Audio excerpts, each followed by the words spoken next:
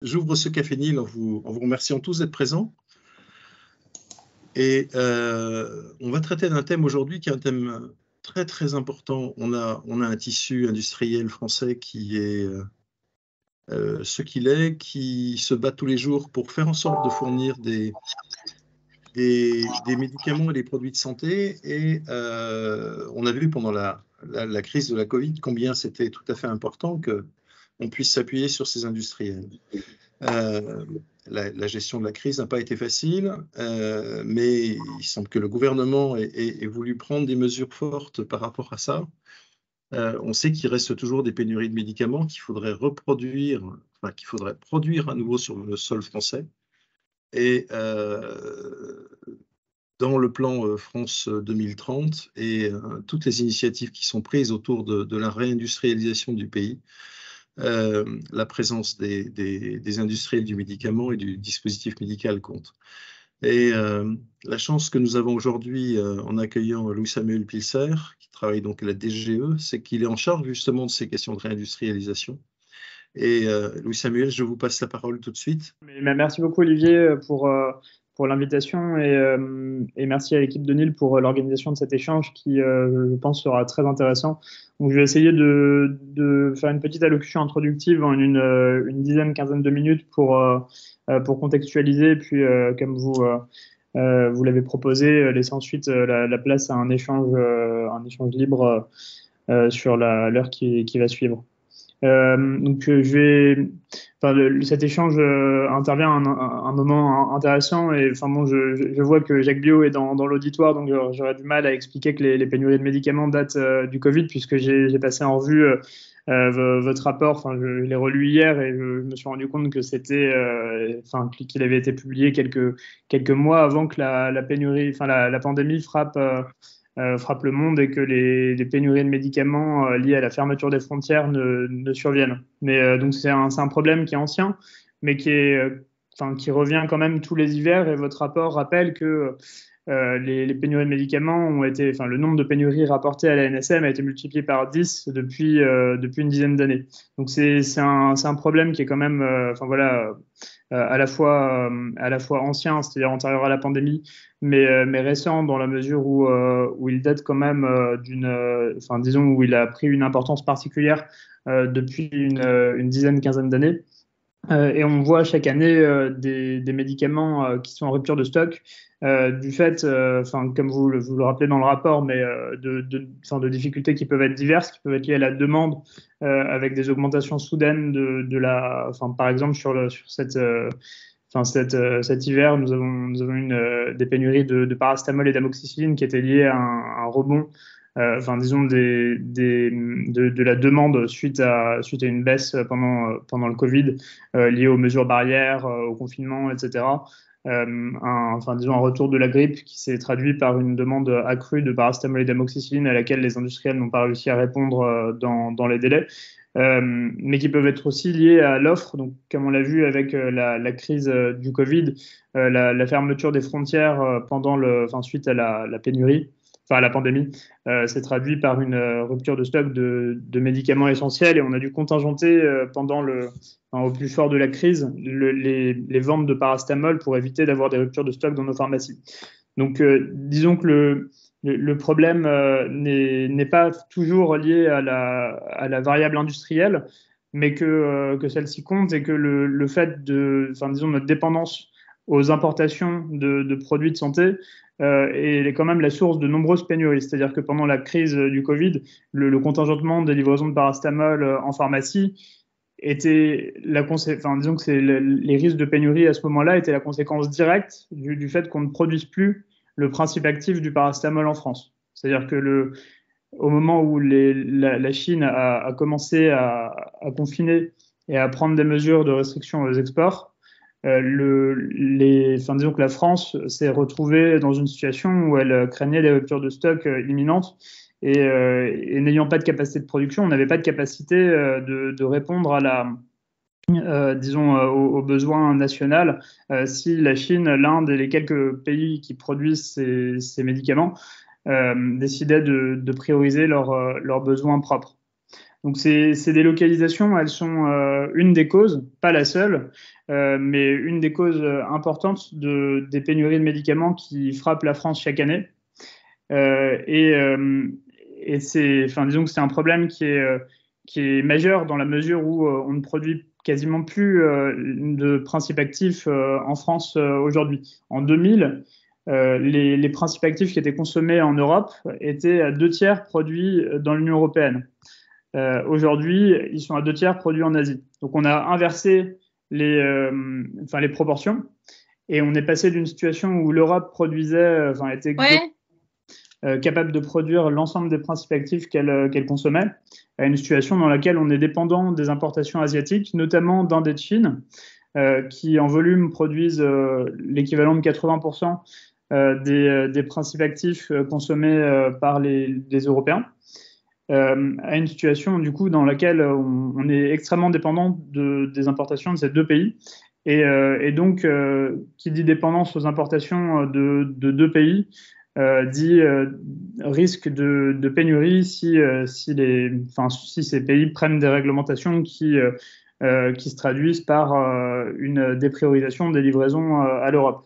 Un médicament sur 6, si on regarde un peu plus dans le détail, mais on est à la fois dépendant en volume.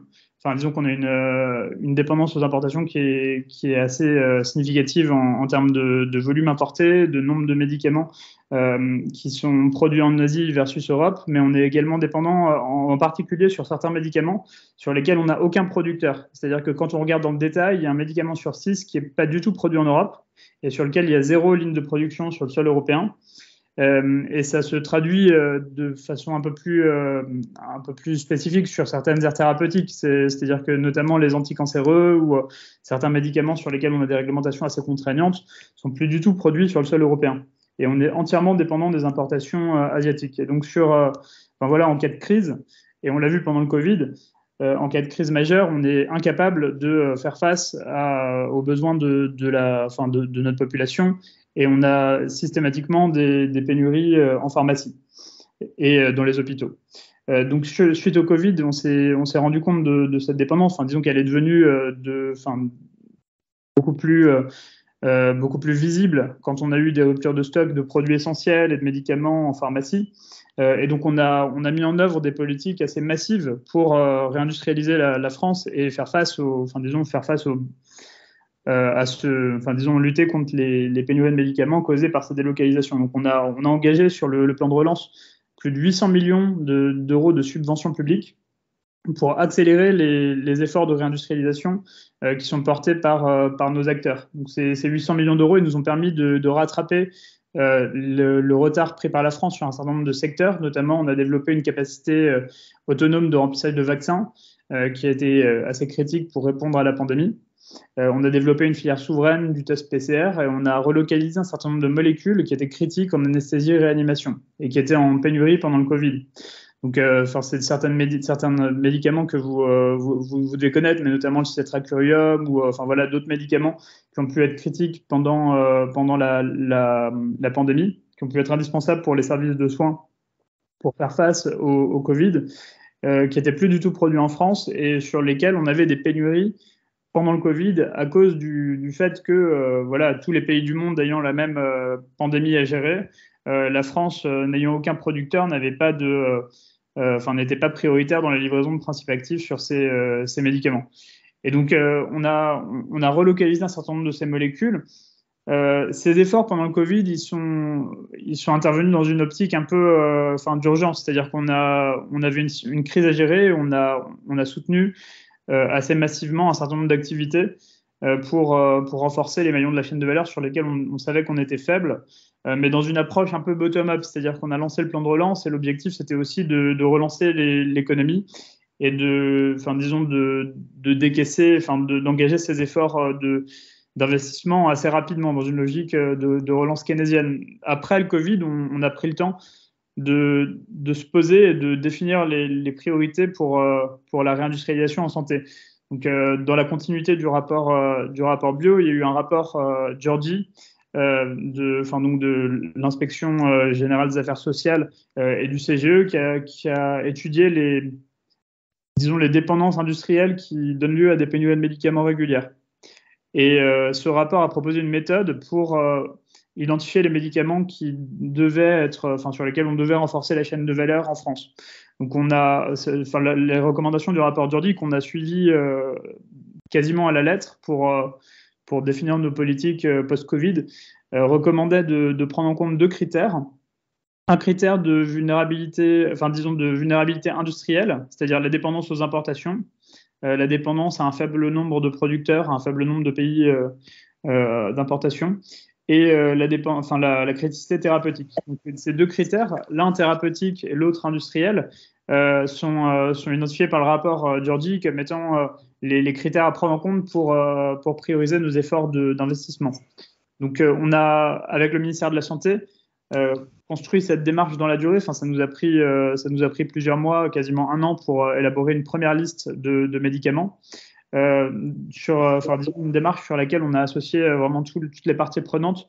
Donc, sur l'identification des médicaments critiques sur le plan thérapeutique, les sociétés savantes, notamment pour l'anesthésie-réanimation, pour ne vous donner qu'un exemple, mais on s'est appuyé sur un travail avec la Société française d'anesthésie-réa pour identifier les médicaments qui, pour les praticiens, étaient très utilisés, pour lesquels une rupture d'approvisionnement était très grave et qui étaient sans alternative.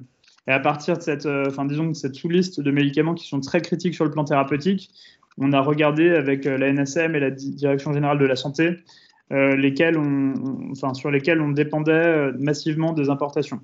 Donc sur lesquels on avait très peu de lignes de production en Europe, à la fois sur le produit fini, sur le principe actif, et sur lesquels on avait aussi des pénuries. Donc on a pris un peu ces 3 critères, et sur cette base, on a construit une liste de médicaments qu'on a appelés médicaments stratégiques sur le plan industriel et sanitaire, qui sont à la fois importants sur le plan thérapeutique, c'est-à-dire sur lesquels une rupture de stock est très grave parce qu'on n'a pas d'alternative, on les utilise beaucoup, et on a un impact grave sur le patient en cas de pénurie. Et qui sont également critiques sur le plan industriel, dans le sens où on a très peu de producteurs en France et en Europe. Et sur cette base, on a construit cette liste qui aujourd'hui comporte 48 médicaments dans une démarche de planification industrielle, c'est-à-dire la constitution et la future publication de cette liste. Cette liste n'est pas encore publique, mais on l'a circulée à un certain nombre d'acteurs. Et le ministre de la Santé, le ministre de l'Industrie ont annoncé qu'on l'avait constituée, qu'on allait prioriser nos efforts grâce à cette nouvelle liste de médicaments. La publication de cette liste nous permet ensuite de prioriser nos efforts d'investissement. Donc, le ministre de la Santé a annoncé qu'on allait, sur la base de cette liste de médicaments, prioriser les investissements de France 2030. On a annoncé qu'on avait, en tout cas, l'ambition de relocaliser la production de ces médicaments. Donc, c'est une politique qui est encore en cours de conception, c'est-à-dire qu'on a engagé des discussions pour relocaliser tel ou tel médicament. On a commencé à discuter avec la plupart des industriels français et l'objectif est de structurer une nouvelle politique de relocalisation des médicaments critiques critiques sur le plan industriel et sur le plan sanitaire, qui permettra de reconstruire des capacités de production sur ces segments sur lesquels on n'a quasiment plus aucun producteur et sur lesquels on a des pénuries qui sont causées par la dépendance aux importations. Donc peut-être juste un mot avant de laisser la place à l'échange, mais sur les relocalisations, une des variables qui sont importantes, qu'il est important de prendre en compte, c'est la présence de Dominique Legouge dans l'auditoire permettra également je pense, d'enrichir l'échange sur cet aspect, mais c'est que la relocalisation en France de médicaments, elle est possible que si on aligne un peu tout le monde. C'est-à-dire que il suffit pas pour avoir une capacité de production de paracétamol, de cisatracurium, etc. en France, de soutenir des investissements et de subventionner des industriels. Là, disons que la subvention, c'est qu'une des variables de l'équation et qu'une relocalisation, elle n'est pérenne que si on arrive à avoir à la fois l'offre, c'est-à-dire soutenir les investissements des industriels, orienter leurs investissements en discutant avec eux pour les aider à prioriser les médicaments sur lesquels il est important qu'ils constituent des capacités de production, mais aussi la demande, c'est-à-dire qu'il est important qu'on arrive à aligner ces efforts de réindustrialisation avec des réformes de nos politiques d'achat public, donc avec notamment la circulaire CSIS qui recommande, disons qu'il y a une circulaire des GOS qui recommande aux hôpitaux de prendre en compte sur certains produits des critères de sécurité d'approvisionnement dans leurs appels d'offres pour prendre en compte la sécurité d'approvisionnement que permet le fait de produire en France ces médicaments dans les politiques d'achat. Donc ça, c'est une brique, l'achat public. Et il y a eu une autre brique qui est la tarification, sur laquelle on a annoncé, on a passé dans la loi de financement de la sécurité sociale en 2023, un critère industriel qui permet de prendre en compte dans le tarif d'un médicament la sécurité d'approvisionnement que garantit la production sur le sol national ou européen. Je crois que dans le texte, c'est la sécurité d'approvisionnement que garantit l'implantation des sites de production. Mais globalement, l'idée, c'est qu'un site de production basé en France ou en Europe, c'est moins de pénurie. Donc, cette réduction du risque de pénurie, elle doit aussi être intégrée dans les prix. Et donc, on est capable, sur cette base, de payer plus cher des médicaments s'ils sont fabriqués sur le sol national ou européen. Donc l'enjeu, c'est que ces politiques de relocalisation, elles ne soient pas juste des subventions, disons des subventions aux industriels qui investissent sur des médicaments stratégiques, mais qu'on aligne un peu toutes nos politiques pour que ces efforts d'investissement, ils donnent lieu à des capacités de production qui survivent pendant 50 ans et disons que les lignes ne ferment pas au bout de 2 ans faute de rentabilité. Donc, il est important que ces efforts de soutien à l'offre ils soient articulés avec un soutien à la demande.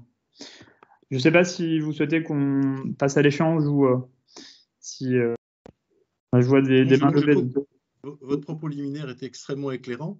On peut tout à fait passer aux échanges. On a déjà 2 questions. Magali Klausner, mettez votre caméra. Posez votre question. Bonjour. Présente-toi, Magali, parce que… Magali Klausner, je suis journaliste notamment pour le Moniteur des pharmacies et j'ai fait déjà plusieurs articles sur justement le problème des pénuries de la réindustrialisation en France. J'avais plusieurs questions. Concernant la liste des molécules, effectivement, elle a circulé et les industriels disent en fait ce n'est qu'une partie parce qu'il y a 48 molécules pour les industriels notamment. Il s'agirait d'avoir une liste de au moins ils disent entre 100 et 200, enfin plutôt 200 molécules. François Braun avait annoncé justement l'établissement d'une telle liste pour mai, si je m'abuse, donc où c'en est. La deuxième chose, vous dites que ça a pris beaucoup de temps, mais aux États-Unis, en 6 mois, ils ont fait, après la pandémie de Covid, ils ont établi une liste et ont réagi très vite par rapport à la production de molécules prioritaires. Donc, comment expliquer ce décalage ? Sachant qu'en plus, l'Union européenne vient aussi d'annoncer dans son paquet pharmaceutique l'élaboration d'une liste européenne de médicaments. Alors, avec l'Europe, comment ça va s'articuler ? Est-ce que la France, ça va être compliqué. Donc ça, c'était déjà toute une série de questions. Et par rapport, justement, pour rebondir sur votre dernière remarque sur la rentabilité des lignes de production, où en sont justement, alors il y a le problème des prix faibles que les génériqueurs, mais aussi notamment les PME de santé, l'amoxicilline en est un exemple, et de l'iprane aussi, quelque part, paracétamol, les prix sont très faibles. Et il y a plein d'industriels qui arrêtent de commercialiser ou qui réduisent leur production parce que maintenant, c'est presque de la production à perte. Donc, où c'en est ? Est-ce que ça, vous le prenez aussi en compte pour l'établissement des molécules et des subventions ? Voilà, merci, ça fait déjà pas mal. Merci Magali pour toutes ces questions. Il y en a beaucoup que j'avais envie de poser, donc comme ça, moi, c'est fait. Non, merci beaucoup. C'est une question, ces 4-5 questions qui sont très intéressantes et importantes.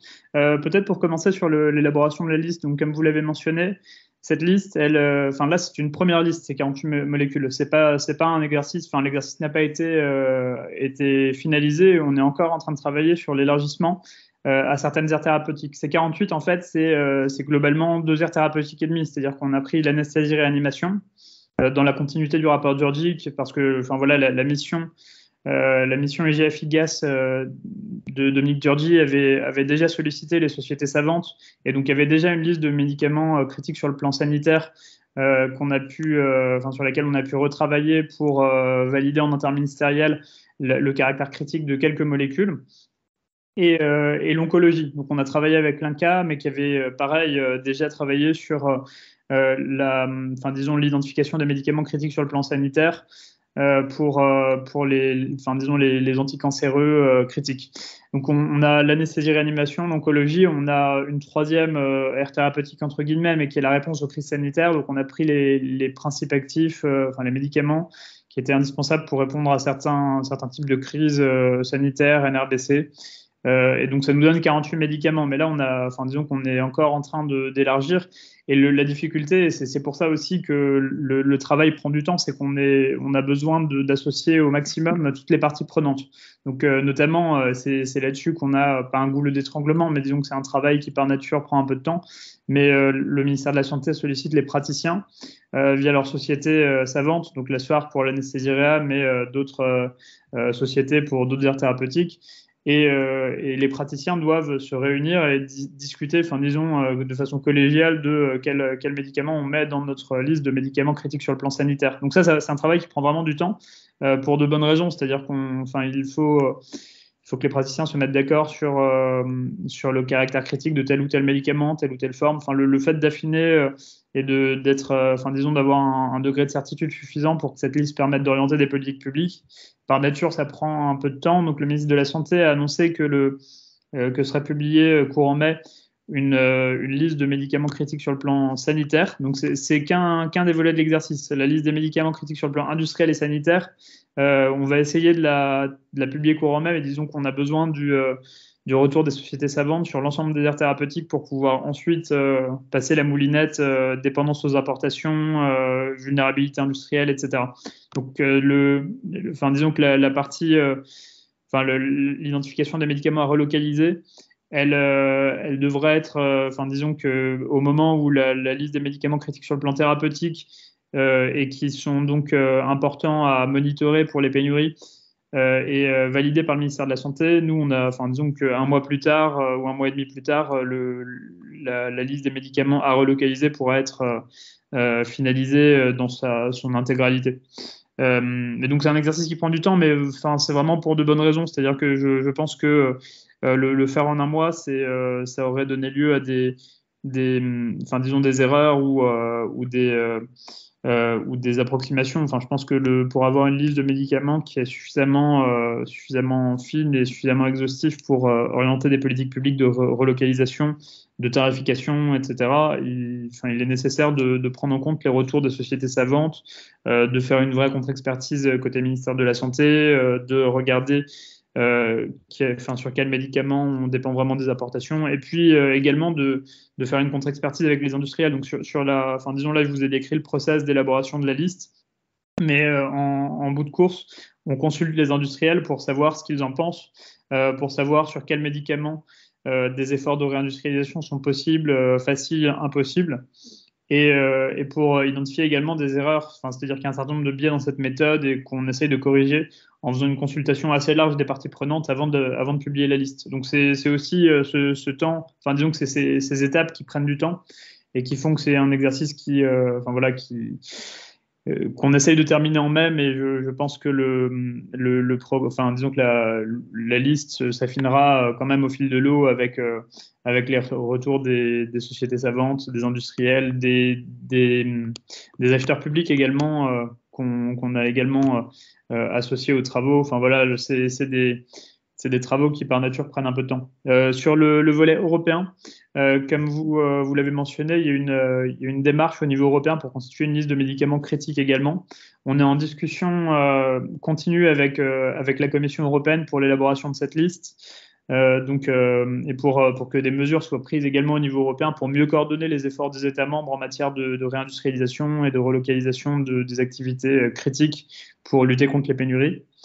Ensuite, c'est un exercice qui est un peu différent au niveau européen dans la mesure où les pratiques, disons que les pratiques hospitalières, disons que les besoins des différents pays européens ne sont pas forcément les mêmes. Il y a certains médicaments qui peuvent être critiques en France et qui peuvent être pas utilisés du tout en Allemagne et inversement. Donc, je pense qu'au niveau européen, il y aura sûrement on pousse en tout cas pour qu'il y ait une liste européenne de médicaments critiques, mais elle ne correspondra pas forcément aux besoins de tous les États membres.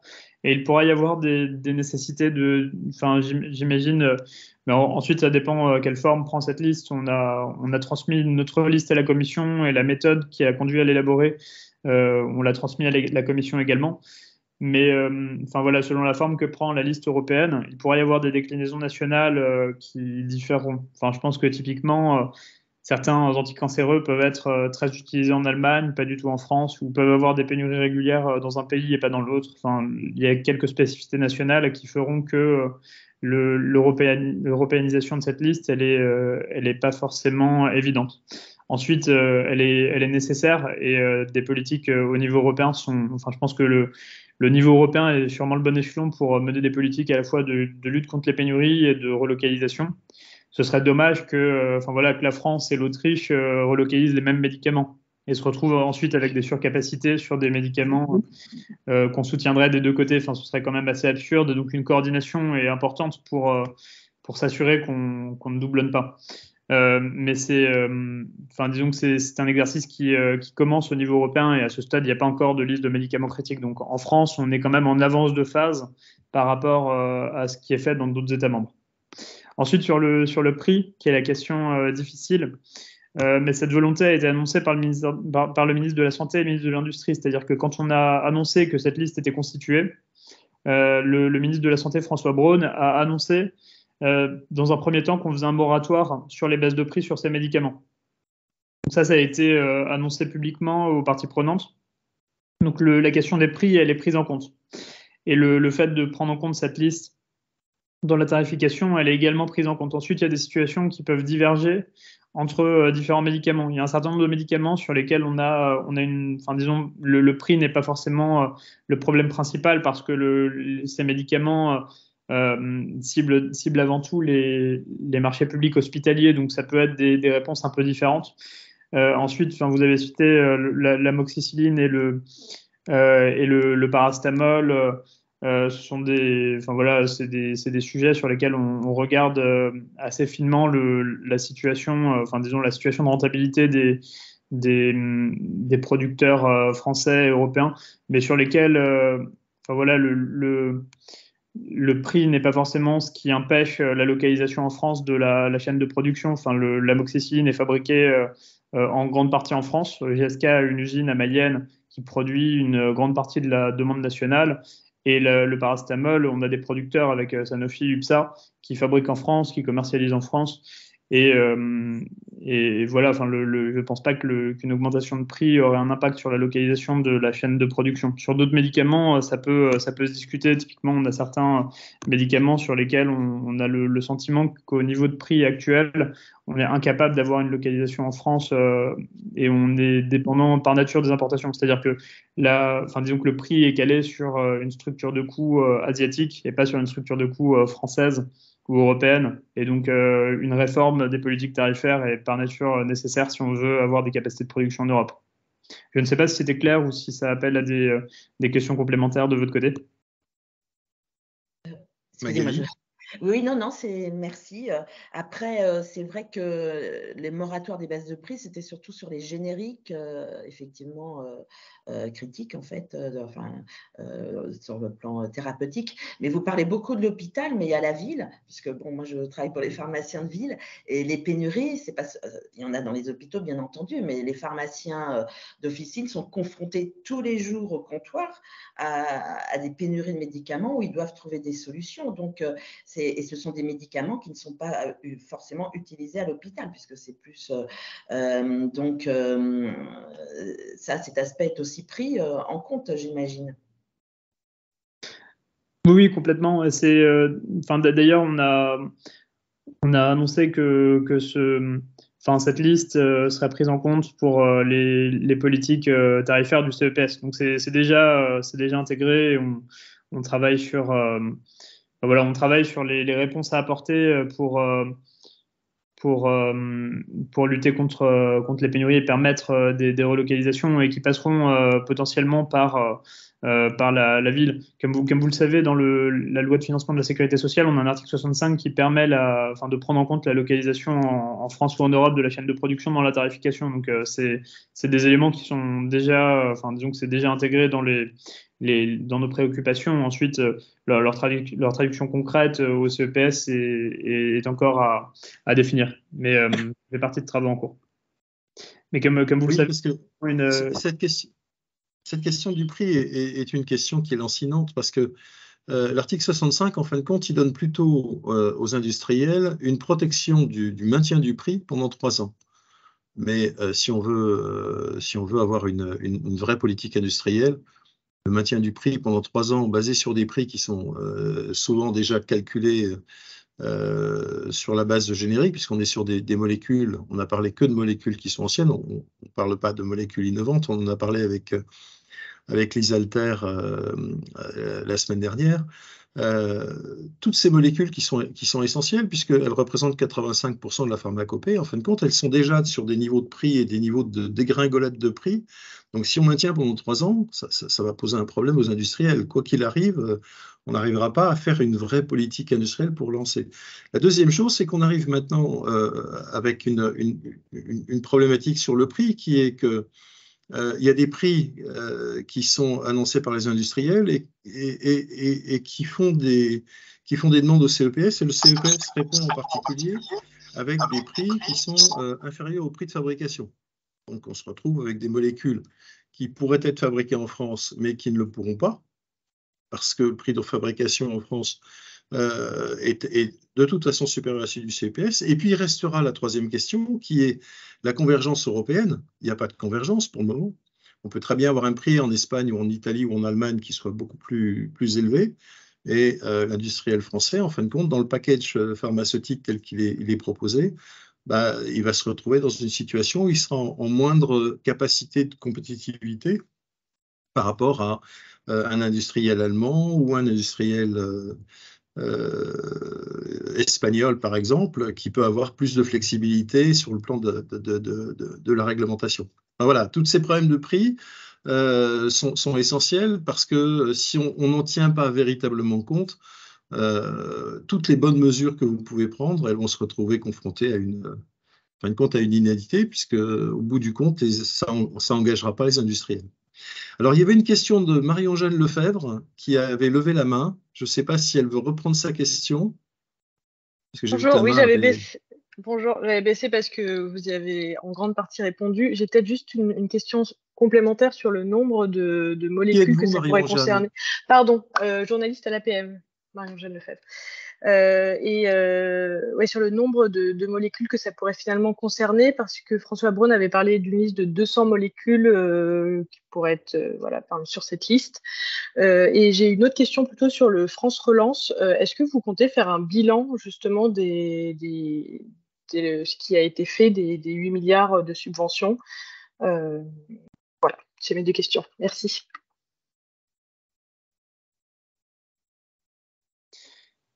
Oui, merci beaucoup.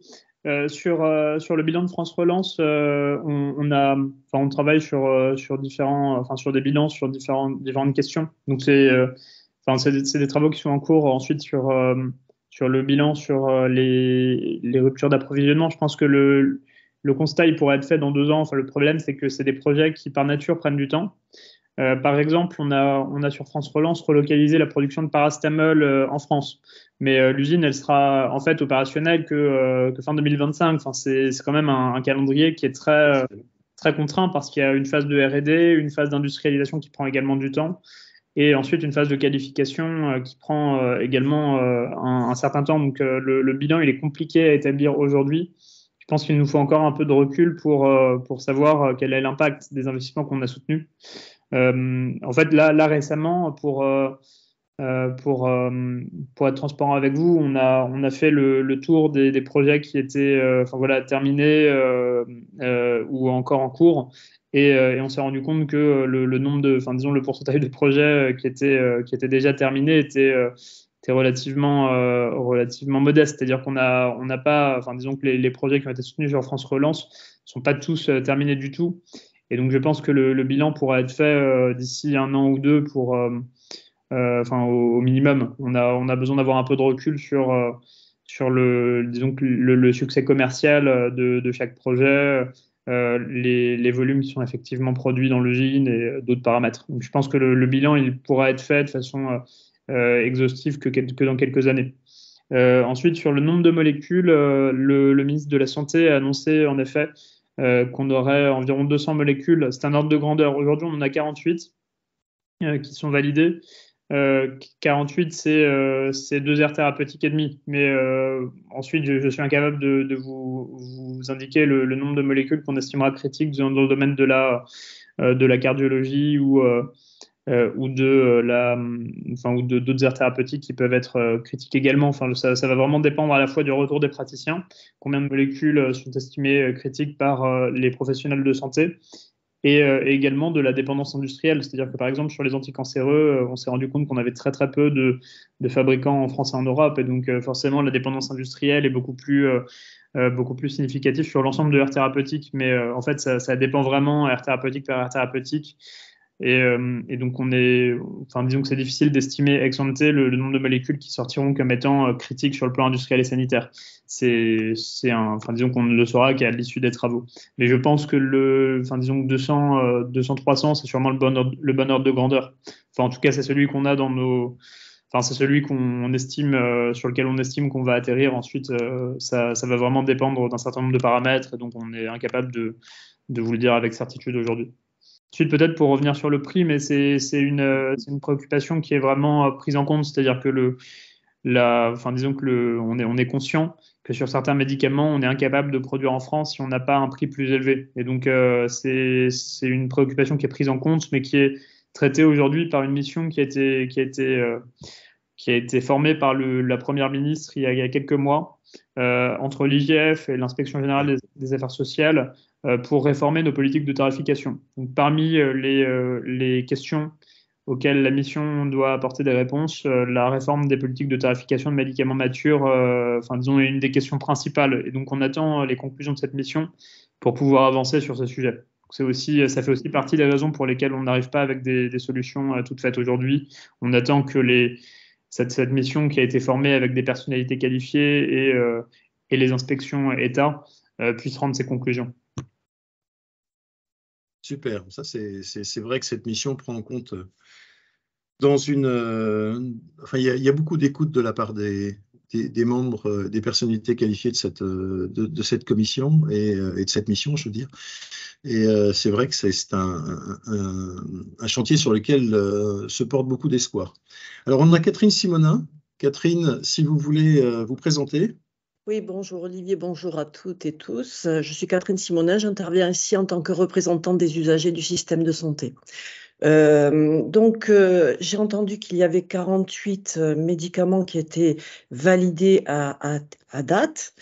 Donc, ça correspond aux 48 médicaments plus critiques, avec une criticité analysée, ou est-ce que ces médicaments correspondent à la possibilité des industriels de revenir en France ou en Europe? Est-ce que vous matchez les deux? Premier point. Deuxième point, au niveau de l'Institut national du cancer, ce travail avait été réalisé sur les médicaments indispensables en oncologie et qui servent au plus de patients en France, et c'était 45 médicaments qui avaient été listés. Donc si on rajoute la cardiologie, l'anesthésie et d'autres spécialités, ou la neurologie, où il y a beaucoup de médicaments qui sont en pénurie, effectivement, ça me paraît très peu. Maintenant, quid si les industriels ne veulent pas reprendre la réindustrialisation en France ou en Europe? Et ensuite, j'aimerais aborder justement un volet qui ne l'est pas souvent, c'est-à-dire qu'on parle effectivement de prix pour réindustrialiser, parce qu'en France, nous avons des normes environnementales et sociales.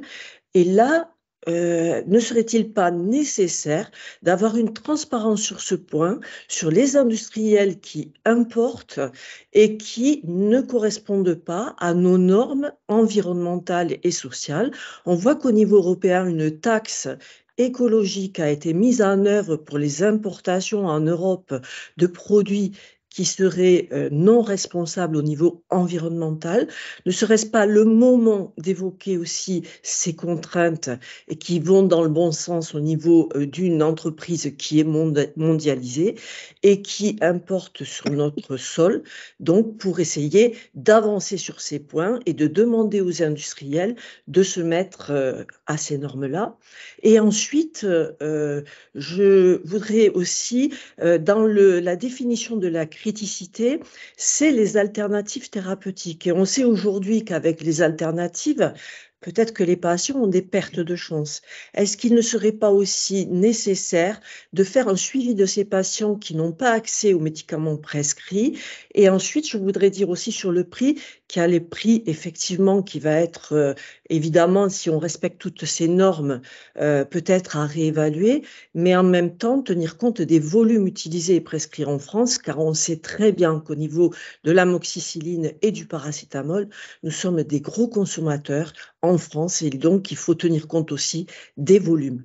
Voilà, merci pour votre attention. Merci Catherine. Oui, Samuel. Merci beaucoup. Il y a un certain nombre de questions, donc je vais essayer d'y répondre dans le désordre, mais peut-être en commençant par celle qui me semble la plus importante, parce que c'est un des éléments les plus importants, disons un des éléments centraux dont on n'a pas parlé, dont j'ai pas parlé dans mon point introductif, mais qui me semble vraiment très important. C'est les normes environnementales et sociales. En fait, quand j'ai parlé des délocalisations, j'ai mentionné le fait que ça avait été, disons que les proportions avaient été inversées depuis 20 ans. Une des causes que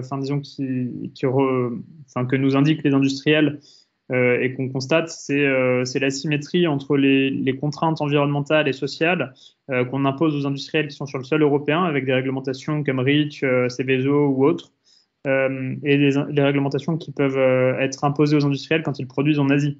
Donc c'est un vrai problème, c'est-à-dire quand vous produisez des anticancéreux en France, on vous impose un certain nombre de contraintes qui sont en fait normales, c'est-à-dire qu'on vous demande de protéger vos travailleurs pour pas qu'ils inhalent des principes actifs chimiothérapeutiques.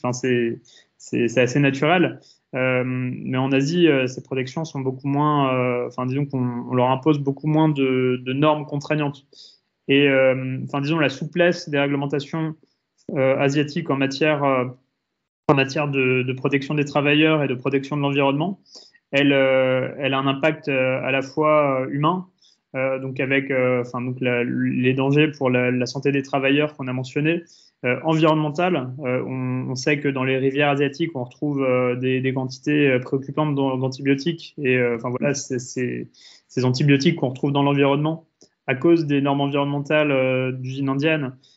Ces quantités d'antibiotiques attaquent des bactéries localement, etc. Ça participe au développement de l'antibiorésistance et derrière, ça a un impact sur la santé des Européens aussi. Donc c'est un certain nombre d'impacts assez préoccupants, à la fois en termes sanitaires et en termes environnementaux, et ça participe du déficit de compétitivité de notre industrie.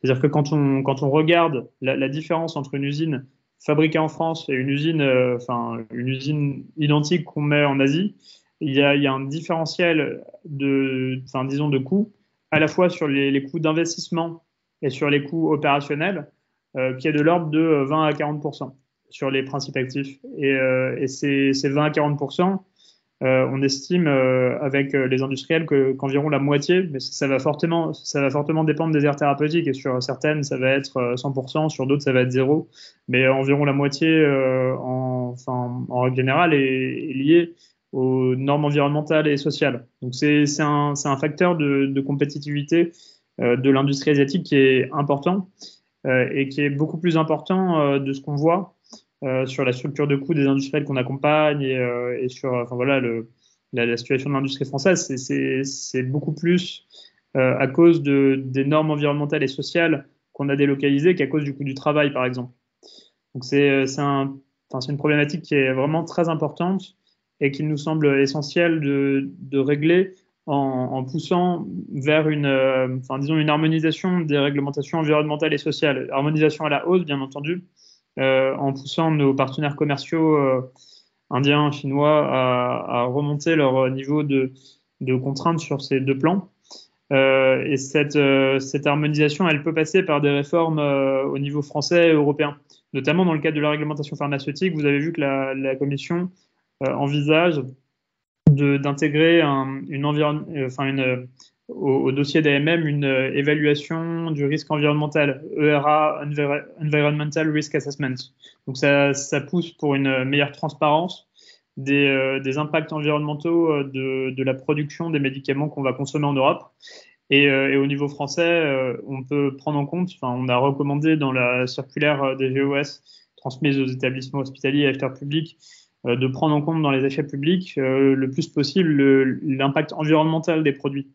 Et donc, voilà, cette prise en compte de l'impact environnemental dans l'achat public, potentiellement, même si ce n'est pas intégré dans la loi à ce stade, mais dans la tarification, elle est importante pour prendre en compte le fait que on paye moins cher des médicaments parce qu'ils sont produits en Inde, mais ça a un impact environnemental important et cet impact environnemental a des conséquences sur la santé humaine, en particulier en France, mais c'est un impact concret sur la santé qui doit aussi être pris en compte dans les modalités d'achat, de tarification des produits de santé. Peut-être pour revenir donc sur la question de la capacité à relocaliser, qui est une de vos questions, on a constitué cette liste sans prendre en compte notre capacité à relocaliser ces médicaments. Donc parmi les 48, on ne va pas tout relocaliser, c'est pas possible. On va en relocaliser certains, et sur certains, après discussion, étude, analyse, on se rendra compte qu'on n'est pas capable de remettre des capacités de production en France. Je vous prends l'exemple, par exemple, de l'amoxicilline. On a discuté avec un certain nombre d'industriels pour voir si on pouvait avoir des capacités de production de principes actifs d'amoxicilline en France. Vraisemblablement, du fait des économies d'échelle, des capacités déjà existantes en Europe, c'est pas possible d'avoir une usine standalone sur le sol national. Ensuite, on aura peut-être des propositions concrètes dans les prochains mois, mais je pense que ça fait typiquement partie des médicaments qu'on n'arrivera pas à relocaliser du fait des fondamentaux économiques de la production. C'est-à-dire qu'il y a des coûts d'investissement très importants pour faire une usine et on ne peut les rentabiliser qu'avec un volume extrêmement significatif. Et donc ce volume conduit naturellement à ce qu'il y ait un nombre limité d'usines de grande taille. Et en Europe, on en a en Autriche et en Espagne ou en Italie.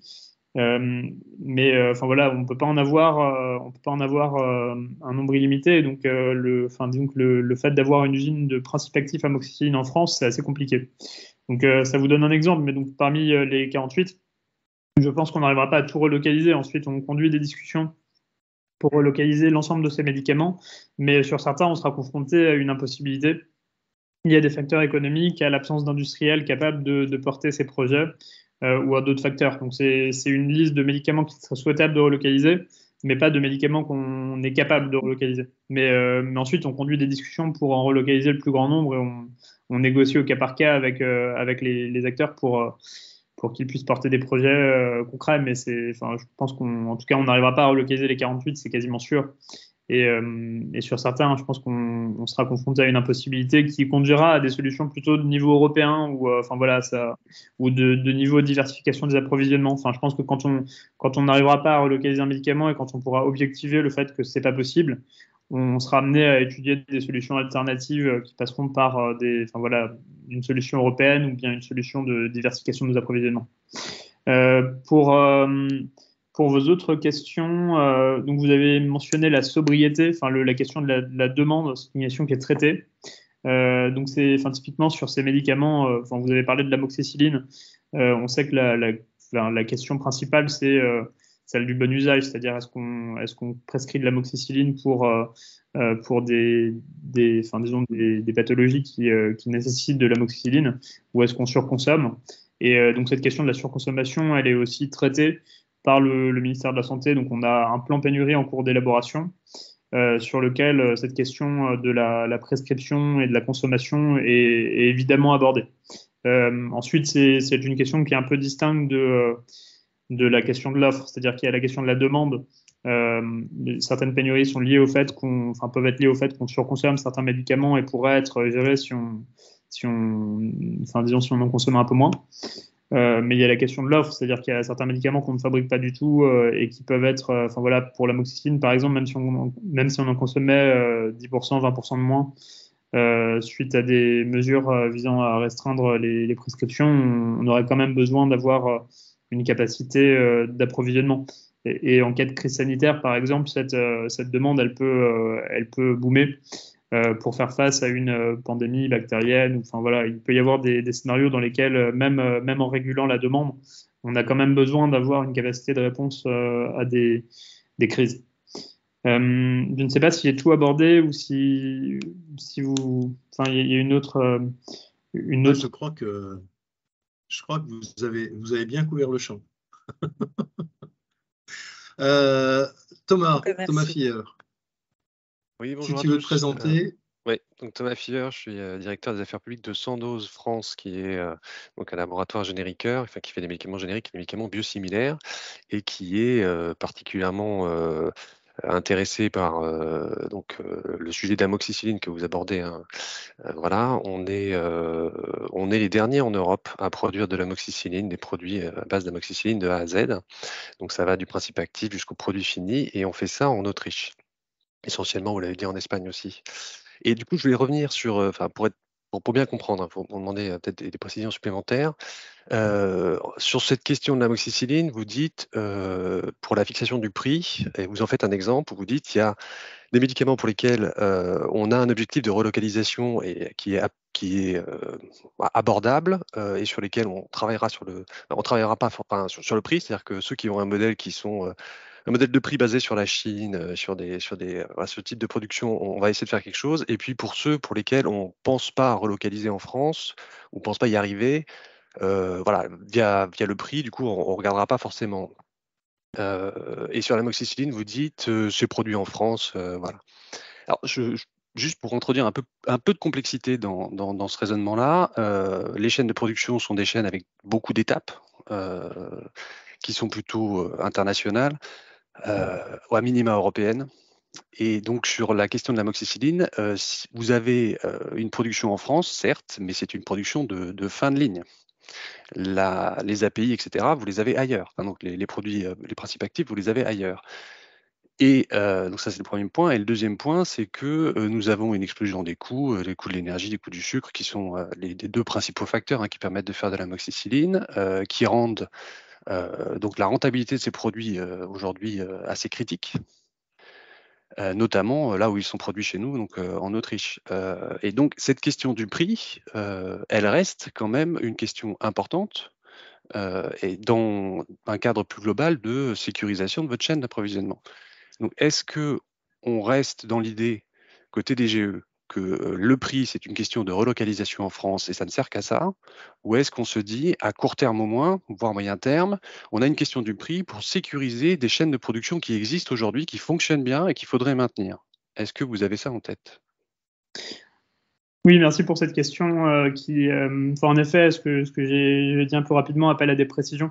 Ce que j'ai dit, c'est plus qu'il y a une différence. Enfin, il y a différentes situations en matière de prix. Il y a certains médicaments qu'on ne peut pas produire en Europe à cause du niveau de prix, et d'autres qui sont produits en Europe avec le niveau de prix actuel et sur lesquels les problématiques peuvent être un peu différentes. Ensuite, sur le prix de l'amoxicilline, on est conscient que la situation en termes de rentabilité est extrêmement tendue. Et pour le coup, on est, sans révéler quoi que ce soit, mais on a des travaux pour réfléchir en tout cas, regarder précisément la structure de coût de ces types de médicaments et objectiver les problèmes de rentabilité qu'ils peuvent rencontrer. Donc, on travaille là-dessus en lien avec la mission IGF-IGAS que j'ai mentionnée. Ensuite, je pense juste qu'il faut distinguer deux scénarios en matière de politique tarifaire. Il y a un scénario sur lequel on relocalise, sur lequel le prix peut être une réforme des politiques tarifaires peut être un prérequis à la relocalisation pérenne de la production, et un scénario sur lequel on est à capacité industrielle constante et la réforme des politiques tarifaires peut être nécessaire pour garantir notre approvisionnement. Mais dans ce cas, c'est plus un sujet santé publique qu'un sujet industriel. C'est plus ça que je souhaitais souligner. C'est-à-dire que c'est l'article 28 qui existe et qui permet de prendre en compte l'inflation des coûts de production peu importe la localisation de celle-ci, c'est plus un objet qui permet de garantir notre approvisionnement qu'un objet qui permet de rentabiliser, enfin, disons, de viabiliser des efforts de réindustrialisation et de relocalisation de produits critiques. Je pense que c'est juste deux politiques qu'il faut distinguer, qui sont complémentaires. Il y a une politique qui consiste à permettre la relocalisation pérenne en France et en Europe de certaines activités qui ne seraient pas viables si on avait le prix actuel, et une politique qui consiste à ajuster le niveau de prix suite à une inflation ou à des facteurs qui affectent la rentabilité de certaines activités, peu importe où la production est localisée. Et cette politique, elle est nécessaire, mais elle est plus santé publique qu'industrie. C'est plus ça mais ça ne veut pas dire que c'est un angle mort de nos politiques publiques. C'est des sujets sur lesquels on travaille. Et d'ailleurs, on a eu des discussions avec votre équipe sur le sujet, donc c'est parfaitement pris en compte et on est conscient de la problématique de rentabilité sur l'amoxicilline en particulier. C'est des politiques qui sont en cours de réflexion en lien avec la mission EGAFIGAS. L'enjeu, c'est que cette mission est censée rendre des conclusions qui permettront de réformer nos politiques tarifaires, notamment pour prendre en compte ce problème. Et donc, on attend ces conclusions pour pouvoir avancer là-dessus. C'est plus ces conclusions pourront rendre disons que l'enjeu de gestion des pénuries, il peut avoir un volet industriel et un volet tarifaire. Et ce volet tarifaire peut être, disons, indépendant. Enfin, il peut être lié à la tarification peut être un outil à articuler avec nos efforts de réindustrialisation, et elle peut être aussi un outil utilisé de façon autonome pour garantir qu'on n'a pas de rupture d'approvisionnement si il y a une forte inflation qui rend non rentable certaines activités. Mais en tout cas, c'est un problème qu'on a bien en tête et sur lequel on sera amené à travailler suite aux conclusions de la mission. Je ne sais pas si ça répond à votre question ou si vous souhaitez rebondir. Sur cette distinction santé publique industrie, je pense que les deux sont vraiment liés. C'est bien des prises en considération d'une réalité industrielle qui nous permettent de comprendre que on a une politique de prix qui doit s'ajuster. Et je trouve que c'est un exemple qui permet de quand même de bien comprendre la complexité du schéma et de comprendre que réindustrialiser la France, c'est une position qu'on tient. Réindustrialiser la France, évidemment, c'est important. Il faut le faire. Est-ce que ça suffira? Non. Donc il y a cette dimension européenne qui est extrêmement importante. Et ce qu'on souhaiterait pousser aussi, c'est un côté très pragmatique, c'est-à-dire essayer d'améliorer ce qui marche, de faire en sorte que ce qui marche aujourd'hui marche encore demain. Et à l'échelle européenne, c'est une taille critique à minima et importante. C'était juste un message que je voulais passer. Merci Thomas. Beaucoup. On va passer tout de suite la parole à Gérard Dubois, qui est académicien. Gérard. Bonjour. Alors, je ne sais pas si je suis connecté. Oui, tu l'es. Bon, le son aussi? Oui, voilà. Oui. Alors, bonjour, oui, je suis professeur de santé publique et en retraite, mais membre de l'Académie nationale de médecine. Alors, je voudrais attirer l'attention sur un point, la différence entre le principe actif et médicament. Alors, notamment en France, vous l'avez indiqué, il y a un certain nombre de produits qu'on ne fabrique pas. Il n'y a pas de produits actifs fabriqués, mais on les met en boîte. Donc, on a l'impression qu'on fabrique en France ou en Europe, mais ça n'est pas le cas. La dépendance est toujours très présente, donc c'est un distinguo extrêmement important à faire. Alors, je voudrais indiquer aussi, c'est qu'au sein de l'Académie, il y a un comité de l'économie de la santé et de l'assurance maladie, qui a un groupe de travail actuellement sur le sujet dont on parle. Alors, vous avez un nombre d'interlocuteurs absolument considérable. Alors, je voudrais ajouter à la complexité sur l'existence de ce groupe de travail qui réunit notamment l'Académie de médecine et l'Académie de pharmacie et qui travaille de manière assez intense. Et les délais sont extrêmement courts. Alors ça, c'est une des caractéristiques. Ce sont des choses qui auraient pu être planifiées de longue date. De la même chose pour la pandémie, où tout le monde a été surpris. J'avais comparé ça à la situation de la bataille de Verdun en 1916, où nous avons été complètement désarmés en ce qui concerne les médicaments. Nous avons été désarmés par une politique de laisser-faire qui est une politique économique parfaitement compréhensible. Et je voudrais simplement rappeler aussi que l'année dernière, l'Académie a pris une position sur un texte qui s'intitulait « La santé, une affaire d'État », où nous avons une discussion assez intense justement pour savoir si la santé était une responsabilité régalienne ou non. Et finalement, c'est assez proche d'une responsabilité régalienne. Et donc, les mesures à prendre face à une industrie qui est quasiment à 100% privatisée, eh bien, il y a une responsabilité envers l'État et je crois que c'est tout à fait intéressant. Votre intervention en est un exemple de cette responsabilité nécessaire à ce niveau-là. On ne peut pas laisser faire seul le jeu de l'économie de l'offre et de la demande qui conduit, on en a l'exemple, à une situation qui demande en tous les cas à être corrigée, à être orientée face à des nécessités qui sont des nécessités supérieures envers la population, notamment celle de la santé, comme il peut y avoir aussi une responsabilité supérieure en ce qui concerne la défense. On voit qu'on a le même type de problème dans le domaine de la santé, dans le domaine de la défense.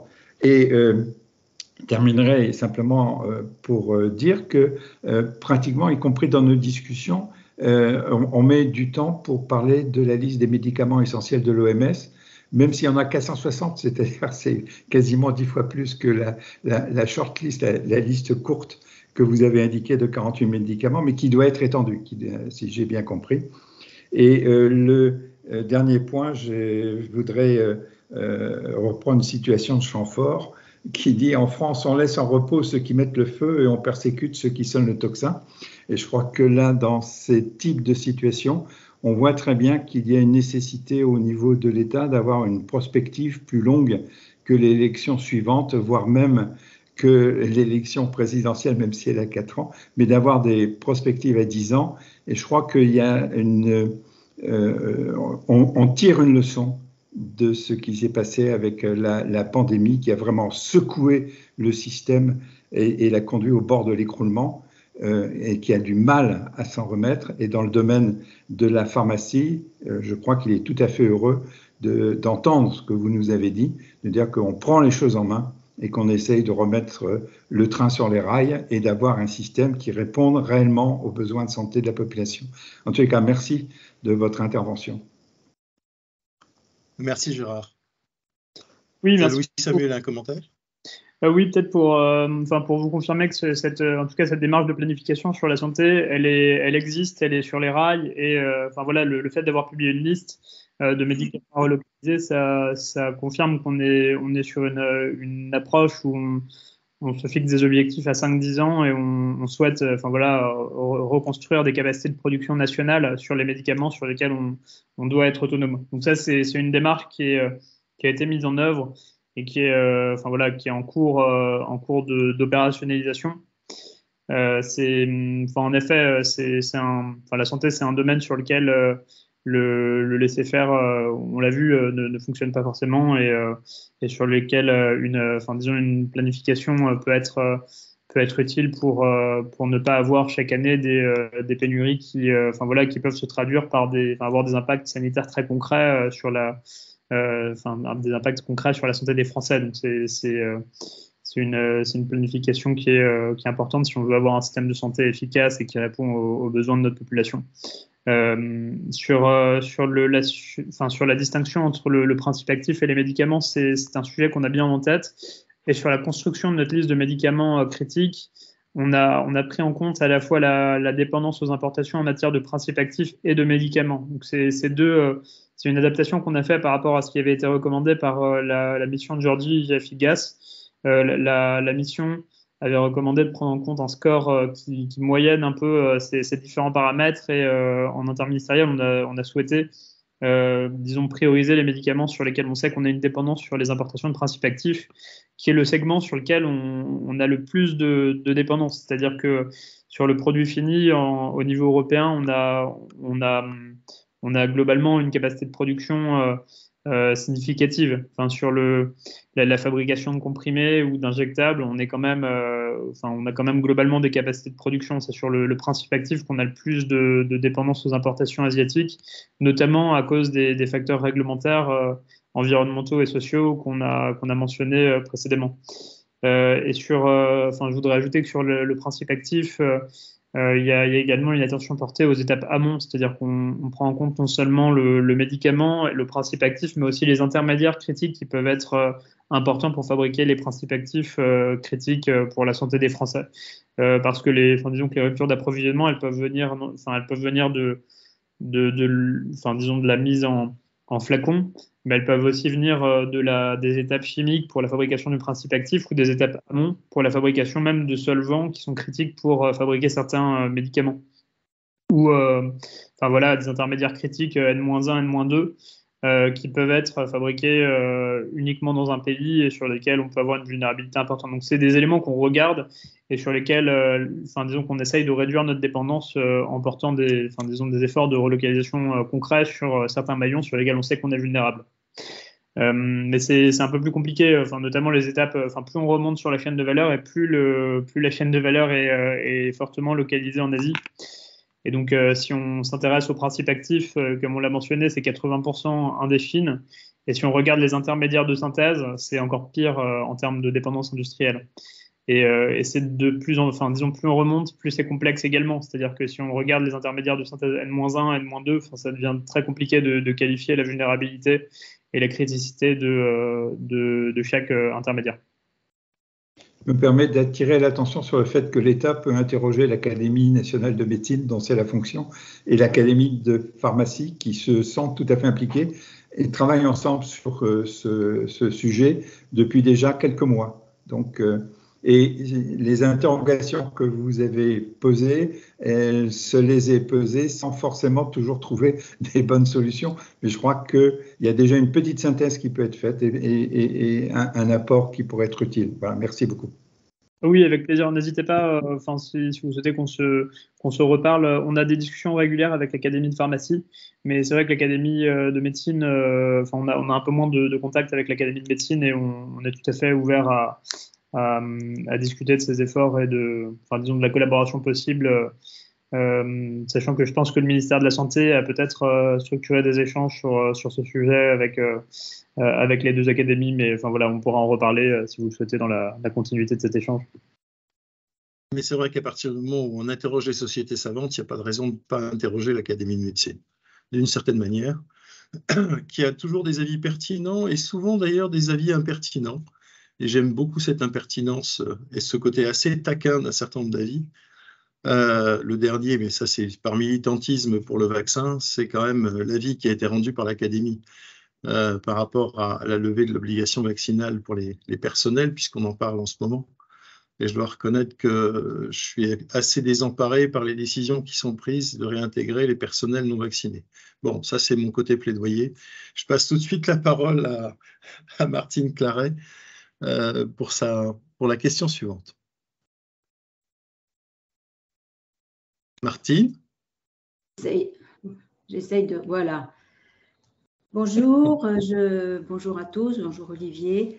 Je suis Martine Claret, je vais vous présenter. Je suis présidente d'un laboratoire pharmaceutique qui s'appelle Horus Pharma, qui est une société française indépendante que nous avons créée, mon mari et moi, il y a 20 ans. Nous sommes spécialisés en ophtalmologie. Par ailleurs, nous sommes implantés en France, dans le sud de la France. Par ailleurs, je suis aussi membre de l'Académie de pharmacie et j'ai participé à des travaux de l'Académie de pharmacie, puisque M. Dubois en parlait. L'Académie de pharmacie a fait déjà des rapports il y a déjà quelques temps sur le risque de rupture et sur les problèmes comme ça. On n'a pas trop écouté à une époque. Et puis maintenant, je pense qu'il serait bien peut-être de ressortir ces rapports pour voir un peu la racine du mal, parce que maintenant, il y a différentes racines. Et il y a effectivement, comme l'a dit M. Dubois, des rapports en ce moment, des travaux qui sont faits ensemble pour les académies de médecine et de pharmacie, qui, je crois, sont assez intéressants. En tout cas, c'est énormément énormément de travail assez approfondi. On a notamment beaucoup travaillé, alors là c'est un petit peu une parenthèse que je fais, et j'en ai fait partie de la commission qui a travaillé sur les dispositifs médicaux, Académie de médecine, pharmacie, Académie de chirurgie, de façon à montrer le risque qu'il y avait avec l'application du nouveau règlement qui allait simplement engendrer une pénurie, mais même pas une pénurie, un arrêt complet et un manque de dispositifs médicaux. Et je pense que le travail qui a été fait a contribué, avec évidemment beaucoup ce qu'ont fait aussi les autres acteurs, à pouvoir en tout cas avancer. Et j'espère bien quand même résoudre le problème, j'espère pour l'avenir, parce que c'était grave, très très grave sur le plan de la santé publique. Et c'est vrai que comme l'a dit Olivier, les avis de l'Académie de médecine sont en général aussi très pertinents, parce que finalement, fait par des gens qui sont vraiment en contact avec les patients. C'est eux les gens qui doivent les prendre en charge, et souvent pour des affections graves. Bon, formons le volet sur les académies. Je trouve d'abord, je vous remercie monsieur, parce que je trouve que votre intervention est particulièrement intéressante, et vous connaissez le problème, j'ai l'impression de A à Z, vous l'identifiez complètement, notamment là quand vous venez de parler de la racine qu'il peut y avoir, de l'origine qu'il peut y avoir dans les pénuries, notamment non seulement au niveau des matières premières, mais au niveau des intermédiaires en amont pour la fabrication. Moi, je peux vous donner un exemple, et mon intervention va être peut-être un témoignage surtout, c'est que nous faisons des produits d'ophtalmologie, des produits stériles, et donc ces produits stériles, on a besoin de filtres pour les fabriquer. Nous avons eu pénurie de filtres. Donc, c'est quelque chose d'absolument incroyable, c'est-à-dire que moi, je travaille depuis fort longtemps dans l'industrie pharmaceutique et en ophtalmologie surtout, principalement, et je peux vous dire qu'on n'a jamais eu ce problème. Ça fait j'ai commencé il y a plus de 30 ans, et je veux dire, ça n'existait pas ce genre de problème. On a eu ça, c'est-à-dire qu'on s'est retrouvé à avoir des ruptures de stock à cause de manque de filtres, on ne pouvait plus fabriquer. Et il a fallu alors trouver d'autres filtres avec toutes les contraintes réglementaires. Déjà, il fallait les trouver pour qu'ils soient adaptés, et les contraintes réglementaires d'acceptation de ces filtres. Donc, du coup, c'était compliqué. Bon, très, très, très compliqué. Donc, c'est vrai que le problème, il est extrêmement complexe, et je trouve que vous l'analysez bien. Alors, moi, j'ai quand même quelque chose, je vais quand même vous demander comment vous comptez faire pour le résoudre, parce que nous, en ophtalmologie, notre problème principal, c'est le prix. On a des prix absolument dérisoires en ophtalmologie, avec des produits certains produits qui sont critiques. Alors, on ne parle que d'amoxicilline et de paracétamol, qui sont des choses très, très, bien entendu, des produits très importants. Et nous avons en ophtalmologie des prix, par exemple, d'antibiotiques, qui font qu'on ne sait pas si on va pouvoir continuer à faire des antibiotiques. Le prix d'un antibiotique en collyre, c'est peut-être 3 €, 2,50 €, prix 3 fois au moins inférieur à l'Allemagne. D'accord ? Donc, et tout est sur tout est dans le même domaine, c'est-à-dire les prix sont extrêmement bas. Autre chose, dans ce domaine-là, nous fabriquons à 80% en France, à 100% en Europe. Et quand je dis en Europe, c'est en Italie ou en Allemagne. Donc, question industrialisation, nous sommes en France déjà. Et je voudrais vous demander comment vous comptez faire pour qu'on ne quitte pas la France. Parce qu'on a notre industrie est complètement en France. Nous avons aussi en France les plus gros fabricants européens de collyre. Et il y a un appel d'air complet, si vous voulez, de la fabrication même de ces fabricants qui sont sur le sol français, qui sont absolument excellents. Comme je vous dis, c'est les meilleurs Européens, et même pour certains, ils ont aussi des usines implantées en Chine ou aux États-Unis et au Brésil. On a même demandé à nos producteurs, mais si on fabriquait en Chine, est-ce que vous nous feriez des prix moins chers? Ils nous ont dit non, pas du tout. Puis, de toute façon, il faudrait rapatrier les produits. Et puis moi, de toute façon, nous avons toujours été très opposés au fait d'aller fabriquer tant qu'on peut dans des pays éloignés du fait du transport, de la non-maîtrise de la qualité complètement, etc. Donc, si vous voulez, le prix en ce moment, c'est quand même vraiment un problème. Au niveau du CEPS, on nous propose des prix en dessous du prix de revient industriel. Moi, je peux vous les envoyer, non transparent complètement. Et c'est quand même quelque chose, moi, je trouve ça très bien qu'il y ait des mesures, l'article 65, l'article de l'accord cadre avec le LEM, etc. Il n'est pas appliqué. Tant qu'on n'appliquera pas, alors je sais bien que vous ne pouvez pas résoudre tous ces problèmes-là qui sont aussi extrêmement faits de politique, de santé, etc., compliqués, mais je veux dire, vous allez peut-être essayer d'avoir beaucoup de solutions de réindustrialisation, mais il faut aussi ne pas perdre d'industrialisation, l'industrie sur place, parce que ça fait des années, des dizaines d'années qu'on a détruit l'industrie d'une façon générale en France. Nous, dans notre cas, on a encore des gros fabricants français, on en a 3 français qui sont européens, je vous dis les plus gros européens, voire mondiaux, Anofareva par exemple, pour ne pas le citer, qui fait aussi des vaccins. Si vous voulez, à un moment donné, on se retrouve à ce qu'ils privilégient, si on leur demande de fabriquer pour faire des vaccins mondiaux, ils vont privilégier les vaccins peut-être par rapport à nos fabrications qui sont quand même beaucoup moins importantes. C'est pour ça que dans ce problème de pénurie sur le territoire français, il faut quand même inscrire ça, et je pense que vous l'avez complètement compris, mais il faut inscrire ça dans un contexte mondial où il y a quand même une forte demande de produits de santé, de produits pharmaceutiques, de médicaments au niveau mondial et qui du coup attire même les fabricants français et européens vont peut-être fabriquer, je leur fais une commande en Chine de colliers pour la Chine, vous pensez bien que par rapport à la France, ça ne va peut-être pas être grand-chose. Enfin, un exemple un peu idiot, enfin, c'est comme ça que ça se présente quand même. Hein.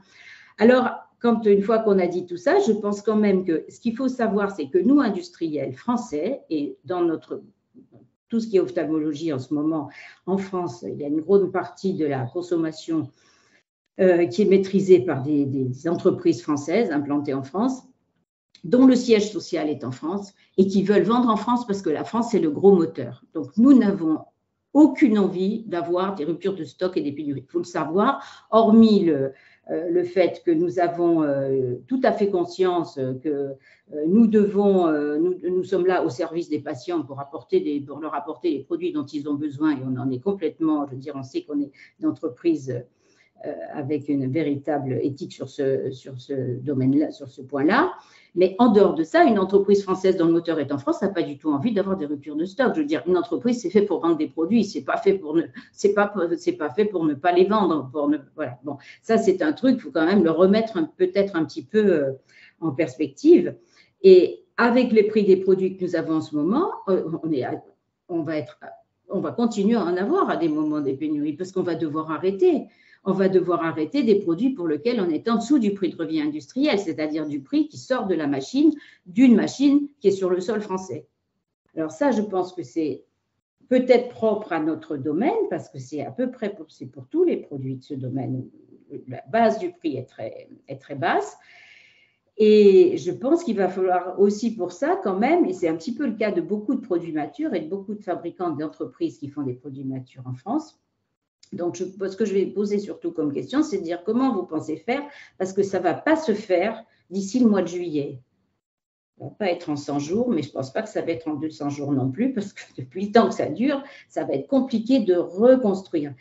Et je voulais vous demander, est-ce que vous pensez pouvoir apporter des solutions pragmatiques? Alors, quand je dis des solutions pragmatiques, je peux vous proposer quelque chose, c'est que nous, par exemple, nous ne sommes pas évidemment fabricants d'API. Nous avons mis en place la fabrication d'API pour 2 de nos produits, de façon à avoir une indépendance vis-à-vis de ça. Et depuis longtemps, moi, je suis partisan d'avoir une indépendance industrielle et de maîtriser la chaîne de valeur. Alors, on n'a pas les moyens de monter une unité de fabrication d'API. Donc, ce que l'on a fait, c'est qu'on s'est rapproché d'un fabricant en Italie qui ne fait, parce qu'en Italie et en Espagne, il y a encore des fabricants de principes actifs. Martine, oui. On a très peu de temps. Oui. Donc, on s'est rapproché d'eux. Et chez eux, on a monté la fabrication, c'est-à-dire on a financé la synthèse de la fabrication de ce principe actif. C'est quelque chose qui coûte cher. Et je pense mais c'est quelque chose qui est intéressant parce qu'on peut faire ça dans un temps réduit et à un coût qui est cher pour nous, mais qui est quand même tout à fait abordable, mais comment pourrait-on faire pour que dans le cas de l'industrialisation, on ait ce type de mesures qui puissent peut-être être, prises en compte dans nos prix de façon à ce qu'on puisse avoir des solutions rapides, parce que ça, c'est une solution relativement rapide, plus que de monter une unité de fabrication. Alors, est-ce qu'on pourrait envisager que ça soit fait comme ça, et avec des prix plutôt que des subventions? Voilà. Je vais être obligé de, voilà, oui, je vais être obligé de te couper pour que on laisse Louis-Samuel pouvoir répondre. Non, c'est une très Surtout qu'on a une question. On a une question après Nicolas Giraud qui est sur les plasmas. Enfin, il me semble que c'est sur les plasmas. En tout cas, il l'avait posé et qui me semble très intéressante également à aborder. Un produit très particulier, mais Louis-Samuel.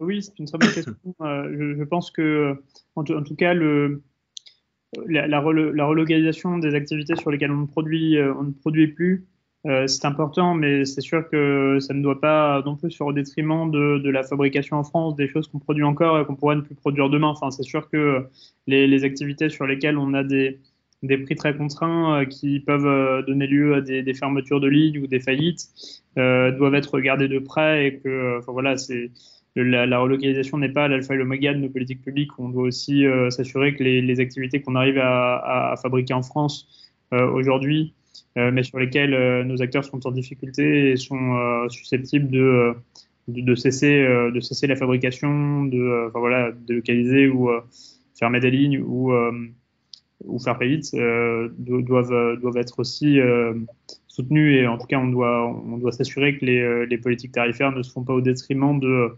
la fabrication en France de ce type de produit, sous réserve donc qu'ils soient critiques sur le plan thérapeutique et qu'il soit donc nécessaire de maîtriser leur fabrication sur le sol national ou européen. C'est vraiment important. Ensuite, je me permettrais, pas de botter en touche, mais de renvoyer aux conclusions de la mission IAFIGAS qui doivent, la mission portée par des personnalités qualifiées avec l'appui des inspections sur les modalités de tarification des produits de santé, doit rendre ses conclusions dans quelques semaines. Et donc, je pense que c'est suite aux conclusions de cette mission qu'on pourra être amené à regarder un certain nombre de sujets sur la tarification des produits matures sur lesquels on sait que nos acteurs sont en difficulté. Ce que vous mentionnez, des produits qui sont fabriqués avec un prix de revient industriel, un PRI qui est supérieur au prix fabricant hors taxe, c'est des situations sur lesquelles on nous alerte régulièrement et sur lesquelles on a une attention particulière. Donc, on sera attentif aux conclusions de la mission sur ce volet, sachant qu'en effet, c'est un problème assez compliqué sur lequel les solutions pragmatiques ne sont pas faciles à construire. Donc, on attend beaucoup de la mission qui rendra ses conclusions dans quelques semaines, notamment sur ce sujet pour arriver à adapter nos politiques de tarification pour s'assurer qu'on n'a pas des produits critiques sur le plan thérapeutique sur lesquels on n'est pas capable de fabriquer en France parce que le prix au CEPS est trop faible par rapport au prix de revient de nos industriels. Mais c'est une question assez compliquée sur laquelle on travaille et sur laquelle on est en tout cas attentif aux propositions qui nous seront faites dans les prochaines semaines. Et on travaille sur des modalités de réforme, mais c'est un problème assez complexe sur lequel il n'y a pas de solution évidente en tout cas. Ok, merci. Merci. J'avais coupé mon son. Je dis, on va attendre avec impatience les résultats de la mission. Je pense que ça va être tout à fait intéressant. Nicolas Giraud, la dernière question. Oui, merci beaucoup. Désolé, je ne peux pas mettre ma caméra. Je vais essayer d'être très rapide par rapport à la question et j'espère que vous pourrez répondre. Oui, donc ma question repose sur Nicolas Giraud, excusez-moi, représentant de l'Association française des hémophiles, maladies rares, qui représente à peu près 15 000 patients en France.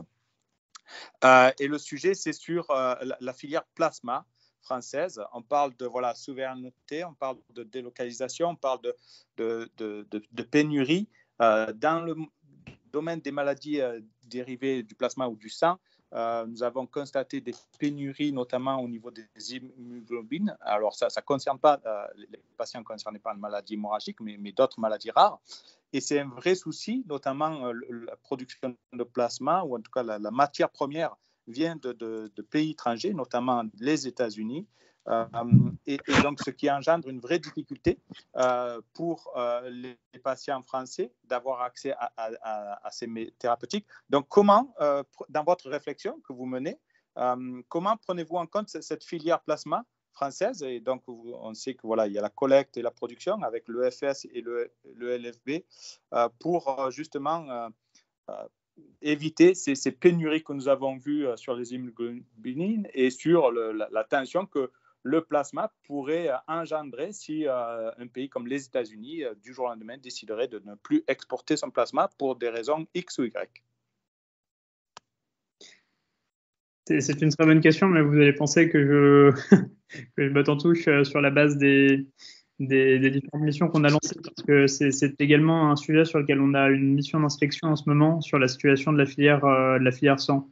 Donc, sur lequel on est également très attentif à ce qui sera proposé. La filière plasma est, comme vous l'avez mentionné, extrêmement importante et on est conscient des pénuries régulières d'immunoglobulines. Sur lesquels on a des travaux en cours, mais sur lesquels je m'abstiendrai de commentaires en attendant la mission un peu plus globale sur la situation de la filière sang avec ces deux acteurs qui sont le LFB, le FS, qui constituent une filière assez complexe et sur laquelle l'État pourrait être amené à proposer des pistes de réforme dans les prochaines semaines à la suite des conclusions de la mission. Je crois que c'est l'IGF, ou je ne sais pas si c'est l'IGF ou l'IGAS, mais en tout cas... C'est les deux, l'IGAS et l'IGF. D'accord. Mais en tout cas, cette mission travaille sur le sujet activement et on sera attentif à ce qui sera proposé pour sécuriser la filière immunoglobuline. Enfin, on est conscient de la fragilité, on nous alerte dessus régulièrement. Mais étant donné que les inspections travaillent sur le sujet, je vais éviter de prendre des positions DGE en parallèle en attendant leurs recommandations.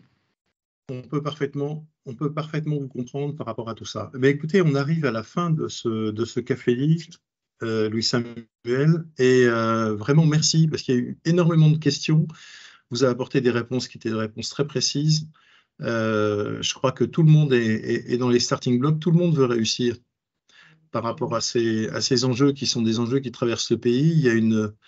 Vous avez pu vous en rendre compte, il y a un vrai patriotisme industriel et les gens veulent le faire. Il faut maintenant qu'on puisse retrouver de la souplesse et de la flexibilité, chose qui avait caractérisé d'ailleurs le fonctionnement de tous les acteurs pendant la crise de la Covid et qui nous avait permis de faire de sérieux progrès en termes de dialogue et en termes de portage de projets pour trouver des solutions là où au départ c'était pas tout à fait évident de trouver. En tout cas, vraiment merci pour votre participation.